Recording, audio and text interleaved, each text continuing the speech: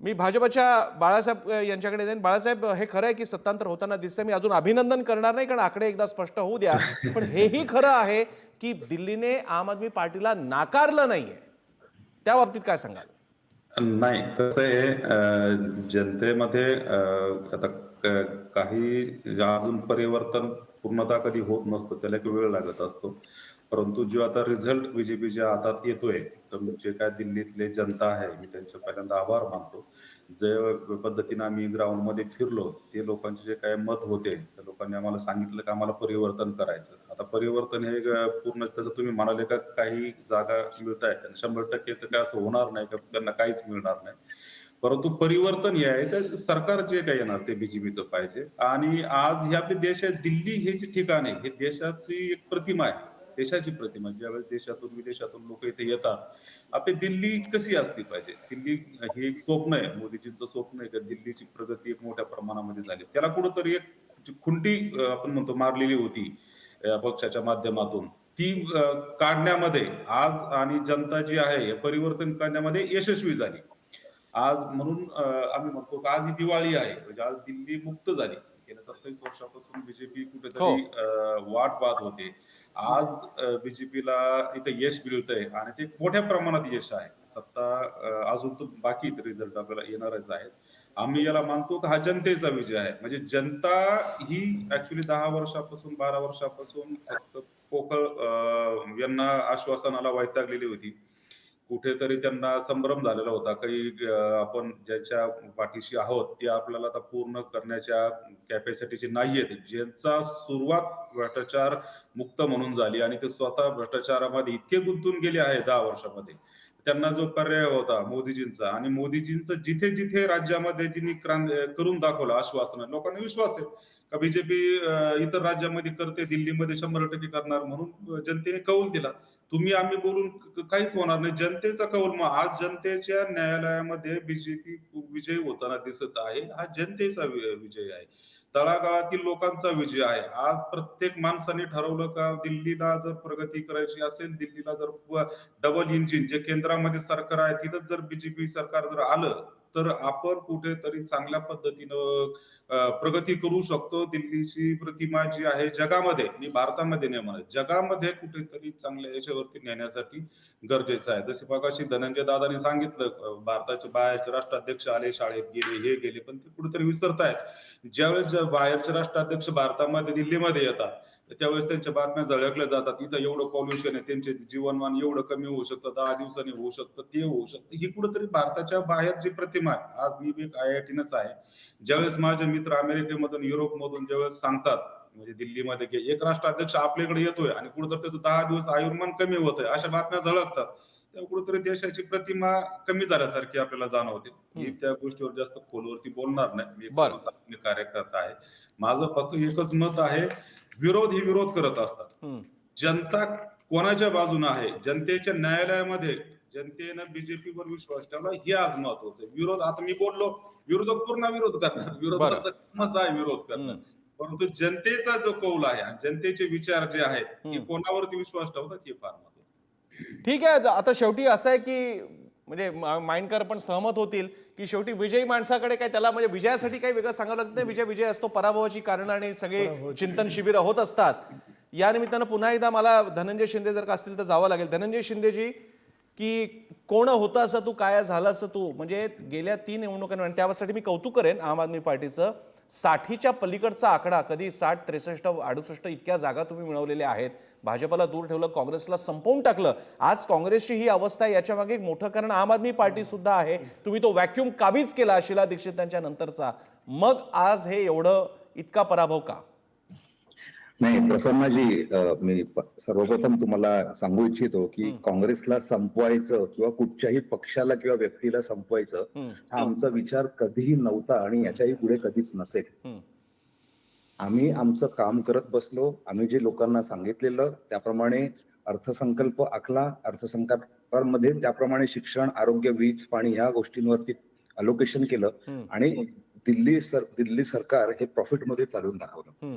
आता राहता राहिला प्रश्न, 27 वर्षानंतर म्हणजे जवळजवळ 3 दशकानंतर भारतीय जनता पक्ष सत्तेत येतोय. त्यामुळे त्यांचं डेस्परेशन आपण समजू शकतो. परंतु ही निवडणूक सत्य विरुद्ध असत्याची निवडणूक होती.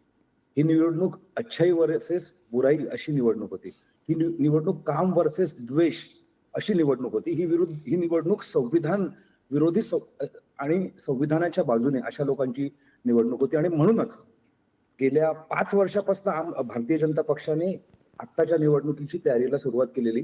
आमच्या मुख्यमंत्र्यांना खोट्या आरोपांखाली जेलमध्ये टाकलं, उपमुख्यमंत्र्यांना जेलमध्ये टाकलं, आरोग्यमंत्र्यांना जेलमध्ये टाकलं, आमच्या संजय सिंग यांना जेलमध्ये टाकलं.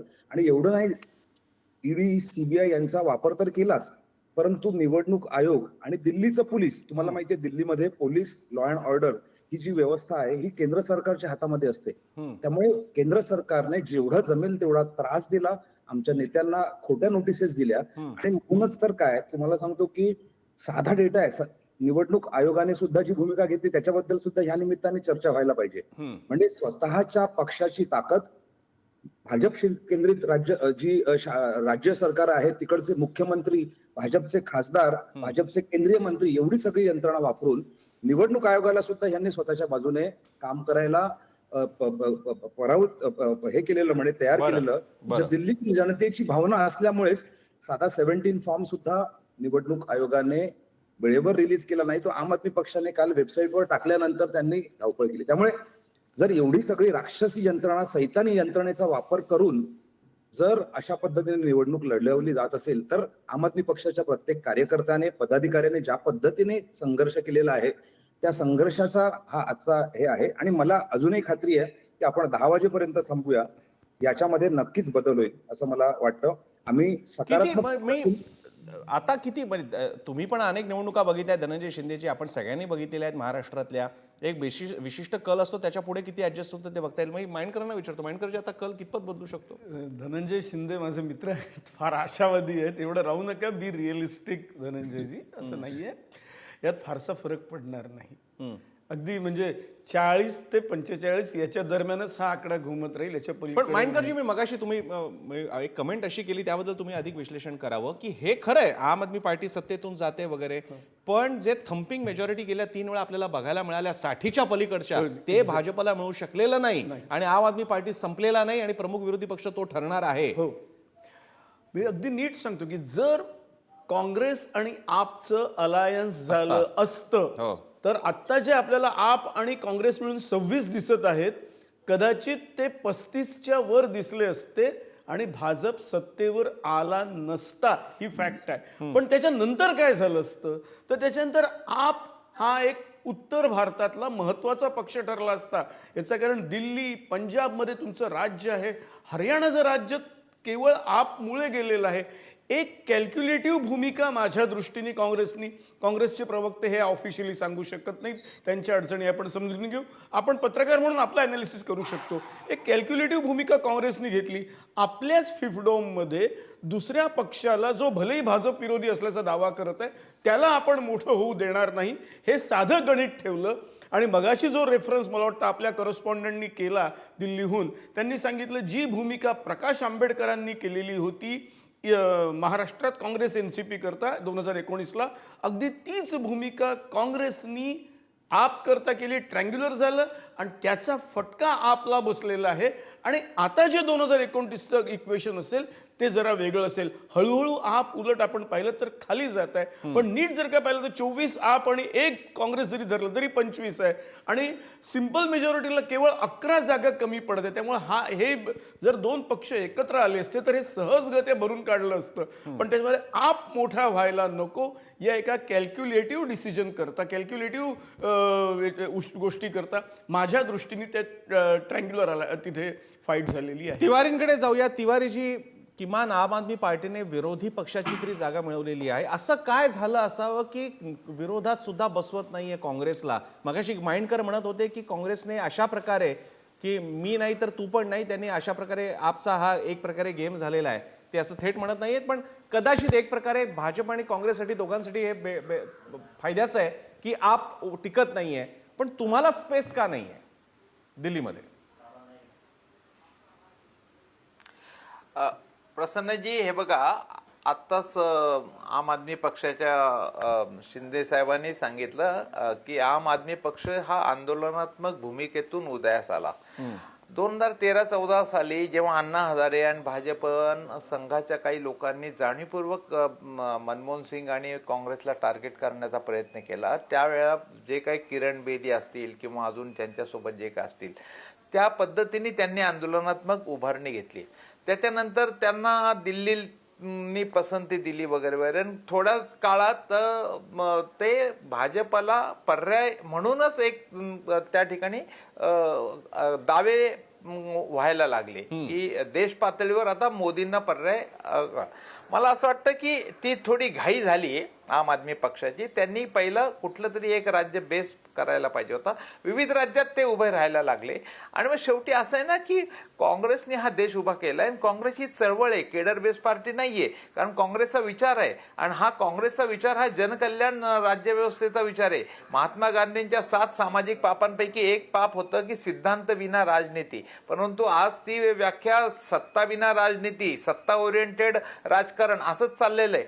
भारतीय जनता पक्ष आणि काँग्रेसमध्ये हा मूलभूत फरक आहे. 70 वर्ष काँग्रेस राहून सुद्धा काँग्रेस दिल्लीमध्ये स्वतःचं मोठं ऑफिस आत्ता उघडलेलं आहे. आणि आपण जर बघितला तर काँग्रेसची जी गंगाजळी आहे त्याच्यापेक्षा 10 ते 12 पट गंगाजळी अधिकृत फंड भाजपाचा आहे. आणि ते इलेक्शन बॉन्डच्या माध्यमातून कशा पद्धतीने पैसा जमा झाला ते पण बघितलं आपण. 50 प्रमुख ही संकल्पना काय सांगते की साधारण 55-60% मतदान होत असेल तर 30-35% मतदान आपलं हक्काचं आपलं ठेवा. म्हणजे येन केन प्रकारेनं ते आपण मतदारांना त्या पद्धतीने करा. म्हणजे इलेक्शन ओरिएंटेड राजकारण करायचं हे काँग्रेसने केलं नाही. काँग्रेसने जनहितार्थ राजकारण केलं. काँग्रेसने मूल नागरिकाला केंद्रबिंदू मानून राजकारण केलं. हेच दावे तर आम आदमी पार्टी सुद्धा करते आणि आम आदमी पार्टीच्या या कामाला कोणी नाकारलेलं नाही. मग ते शाळांचं असेल, सिव्हिक इश्यूज बद्दलचं काम असेल आणि काही त्यांनी रेवड्या म्हणत किंवा कोणी म्हणो पण ज्याला थेट डायरेक्ट बेनिफिट ट्रान्सफर म्हणतात अशी कामं असतील. सध्या काँग्रेसकडे एकच जागा आहे, इतर 0. आम आदमी पार्टी 25 जागा सध्या आपला आहेत. भाजप 44 जागांवर आहे आणि काँग्रेस 1 जागेवर अजूनही कायम आहे. ही 1 जागा काँग्रेसला किमान खातं तरी उघडते. मात्र विरोधात बसावं लागणार आहे यावेळी आम आदमी पक्षाला आणि भाजप सत्ताधारी असेल 44 जागांचा. यामध्ये मगाशी जसं आम आदमी पार्टीचे नेते म्हणत होते तसं बदल होतील का? होऊही शकतात, बदल होऊ शकतात. पण आता सत्तेच्या मॅजिक फिगरच्या खाली भाजप येईल अशी आताची स्थिती दिसत नाहीये.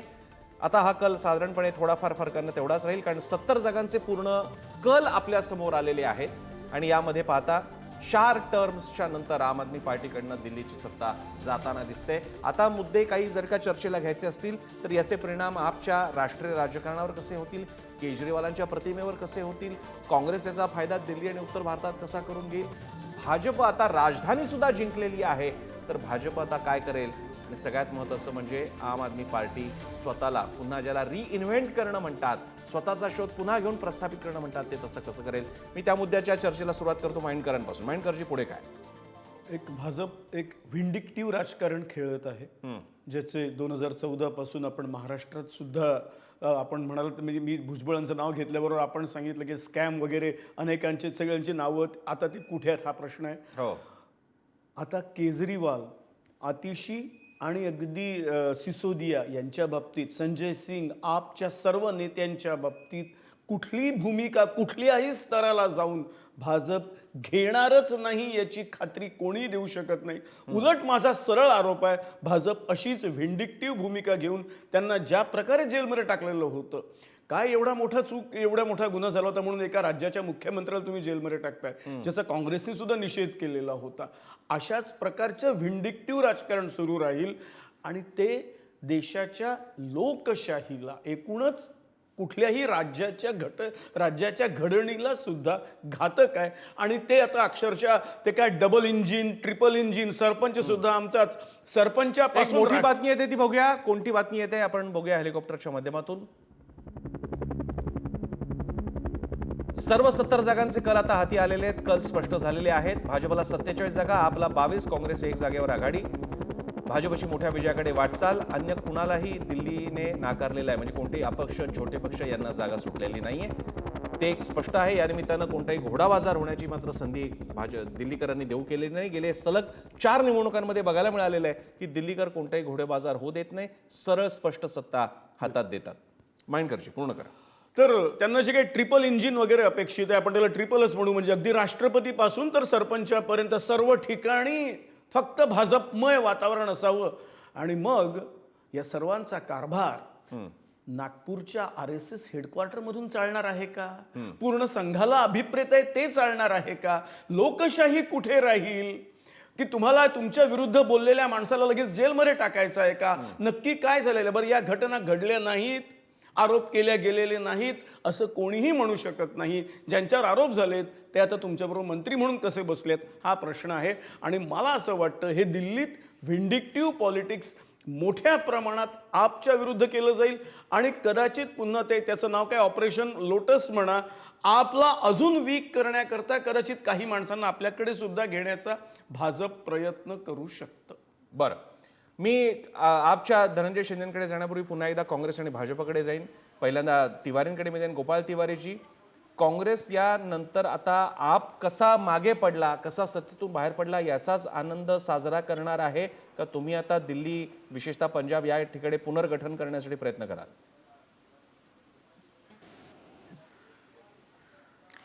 नाही, बिलकुल नाही. एक राजकीय पक्ष मागे पडला म्हणून आनंद साजरा करणारे आम्ही नाही. एकतर लोकशाही पण जीवन हे तर तुम्ही पण मान्य कराल ना, तुमचा प्रमुख प्रतिस्पर्धी आप होता आणि दिल्लीमध्ये आप जर का धाराशाही होत असेल, केजरीवाल हरत असतील, सत्ता जात असेल, तर ह्याचा सगळ्यात मोठा लाभार्थी भाजप नाहीये, तर सेक्युलर स्पेसमध्ये काँग्रेस आहे. काँग्रेसला सगळ्यात आनंद असला पाहिजे. नाही, आनंदपेक्षा आम्ही आमचा जनाधार कसा वाढणार त्याविषयी लक्ष केंद्रित करू. तुम्हाला एक गोष्ट महत्वाची लक्षात आणून देऊ इच्छितो की डॉक्टर बाबासाहेब आंबेडकरांनी सांगितलंय, the electoral roll is the most fundamental thing in a democracy. It was of the utmost importance that election should be free from any kind of interference. The election machinery should be outside of the control of the executive government. निवडणूक आयोग हा संपूर्ण वेगळा असला पाहिजे. आणि TS सेशनची तुम्हाला आठवण करून देतो. TS सेशनच्या काळाला त्यावेळचे सत्ताधारी त्यांना घाबरत होते. त्यांनी जे काही आपले आदर्श, कारण लोकशाही टिकवण्याचं काम हे प्रशासन आहे, माध्यम आहे, न्यायालय आणि सर्वात चौथ्यांदा लोकप्रतिनिधी आहे. तर हे 3 घटक जे नागरिकांच्या पैशातून यांचे पगार सुख सुविधा जातात, त्यांनी आपल्या स्वतः नीतिमत्तेशी, आपल्या कर्तव्याशी, संविधानाप्रती दक्ष राहिलं पाहिजे, प्रामाणिक राहिलं पाहिजे. फ्री अँड फेअर इलेक्शन करणं ही निवडणूक आयोगाची जबाबदारी आहे. महाराष्ट्रात तर अख्खी निवडणूक झाली तरी राज्य निवडणूक प्रमुख नेमला नाही, आत्ता नेमला. ते सुद्धा या अजित पवार आणि एकनाथ शिंदेनी जेव्हा फडणवीसांना अधिकार दिले तेव्हा ते कुलकर्णींची नेमणूक केली. आणि ते आणि जगदीश धनखड आणि पंतप्रधान हेच निवडणूक आयोगाची तारीफ करतायत. म्हणजे हा योगायोग काय म्हणजे इतरांनी करायला पाहिजे तारीफ, माध्यमांनी करायला पाहिजे. माध्यमांच्या आर्टिकल, संपादकीय लेखामध्ये निवडणूक आयोगावर आणि स्वायत्त संस्थांवर ताशेरे ओढले जात आहेत. त्यामुळे फ्री अँड फेअर इलेक्शन करणं ही लोकशाहीची प्रमुख गरज आहे. ती होतीये का याच्याकडे पण लक्ष वेधलं पाहिजे. आणि निवडणूक ओरिएंटेड राजकारण करायचं फक्त आणि निवडणूक जिंकण्याचे तंत्र विकसित करायचं, जेणेकरून 30-35% आपला तो हक्काचा हे राहिला पाहिजे. आणि ते कसे पदरात पडतील एवढंच जर करायचं असेल तर मग ती लोकशाही ही सर्व अर्थानं त्या लोकशाही ती फलित होईल असं मला वाटत नाही. परंतु ह्या गोष्टींकडे मी लक्ष वेधू इच्छितो. तिवारी लक्षात आलं मला. बाळासाहेब, मला हे सांगा, भाजपचा आता पहिला अजेंडा काय असणार आहे? दिल्लीच्या कोणत्या मुद्द्यांवरती तुम्ही पहिला 100 दिवसाचा काही अजेंडा ठरवणार आहात? पहिल्या 5 मुद्द्यांना मला जे प्रामुख्याने दिसत होते ते प्रदूषण, यमुना नदीचं प्रदूषण, म्हणजे हवेतलं प्रदूषण, यमुना नदीतलं प्रदूषण, सिव्हिक इश्यूज म्हणजे विशेषतः कचरा हा मुद्दा मोठ्या प्रमाणात वाटत होता. आणि चौथा मुद्दा म्हणजे ट्रॅफिक, ज्याच्यामध्ये प्रामुख्याने केंद्र सरकारचा रोल महत्वाचा असणार आहे. तुमचा काय अजेंडा असेल? त्यावरती मी बोलण्यापूर्वी विरोधकांशी बोलणं मी एक ठरवतो की ज्यावेळेस जनतेने समजा बीजेपीला कौल दिला तर विरोधक बऱ्याच वेळेस जसं आता काँग्रेस बोलते, आम आदमी पार्टी बोलते, मी मागाशी म्हणल्याप्रमाणे इंडिया आघाडी जी आहे कन्फ्युजन आहे. त्यांच्यातच एकी नसल्यामुळं बऱ्याच वेळेस त्यांचा पराभव होऊन ते पराभवाचं खापर समोरच्या पार्टीवरती अजून तरी ईव्हीएमचा मुद्दा आला नाही, याच्याबद्दल आभार. ज्यावेळेस ते निवडून येतात त्यावेळेस सगळं चांगलं असतं, ज्यावेळेस समोरची पार्टी निवडून येते त्यावेळेस ते त्याच्यावरती हे करतात. माझं असं मत आहे का पराजय सुद्धा माणसाने ऍक्सेप्ट केला पाहिजे. जनतेने आपला जर पराजय दिला ते आपण आत्मचिंतन करून जर ऍक्सेप्ट केला आणि मोठ्या मनाने जर पुढे चाललो तर ते तेच आपण न करता आपण फक्त जर द्वेष करत राहिलो, दुसऱ्यांबद्दल बोलत राहिलो, यांनी हे केलं त्याने ते केलं, ईव्हीएमचा घोटाळा आहे, लोकशाहीवरती आक्षेप घेऊन, ते अयोग्य आहे. तुम्हाला 10 वर्ष जनतेने सरकार दिलं होतं, तुम्ही त्याच्यात कुठेतरी कमी पडलात, तुम्ही कुठेतरी ते सक्षम झाला नाही जनतेचे अडचणी समस्या सोडवण्यासाठी. त्यामुळे जनतेने बीजेपीच्या बाजूने कौल दिलाय. आपण हे मोठ्या मनाने ऍक्सेप्ट जर केलं तर पुढची वाटचाल कधी पण तुम्हाला पण चांगलं राहील, तुमच्यासाठी पण आम्ही शुभेच्छा देतो. राहिला प्रश्न दिल्लीचे विकास करण्यासाठी, मोदीजींनी प्रत्येक राज्यामध्ये जे जे काही आश्वासन दिलेले आहेत त्या आश्वासनाला ते पूर्णतः खरे उतरलेले आहेत. दिल्लीमध्ये त्यांनी जे आश्वासन दिलेत आणि मोदीजींची ड्रीम सिटी आहे की दिल्ली आपल्या ताब्यात यावी, ही फार मोठी त्यांची इच्छा होती. म्हणून मोठ्या प्रमाणामध्ये आम्ही जनतेत उतरून काम केलं आणि ते आज यश मिळालंय. तर दिल्लीत तुम्हाला ठीक आहे. मोठ्या प्रमाणामध्ये येणाऱ्या काही दिवसामध्ये पूर्ण परावर्तन दिसेल. दिल्ली जी आहे आपण आशा करूया राजधानी दिल्लीतले हे विषय पक्ष कोणताही असो पण दिल्ली तशी चांगली झाली पाहिजे. एक महत्वाचं शहर आहे, राजधानीच देशाची.